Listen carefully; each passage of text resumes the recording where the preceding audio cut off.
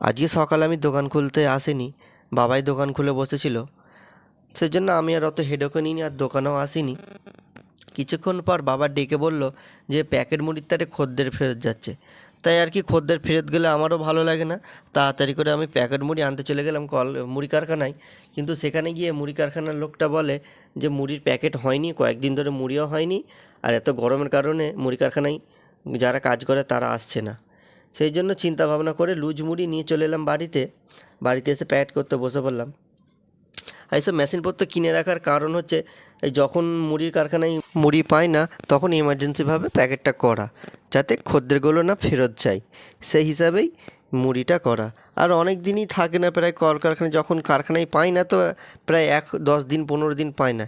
সেই হিসাবে এই ঘরেই ব্যবস্থাটা করে রাখা, কারণ কোথাও আর ভরসা কর পাই না, সেই জন্য খদ্দেরও ফেরত চলে গেলে একটা দোকানের খারাপ। সেই জন্য প্যাকেটের ব্যবস্থাটা বাড়িতেই করে রাখা আর কি। আর আমার এই প্যাকেটটা করতে প্রায় 30 প্যাকেট করতে প্রায় আধ ঘন্টা সময় লাগে, একা আমি আর বাবা করতে প্রায় সময় লাগে।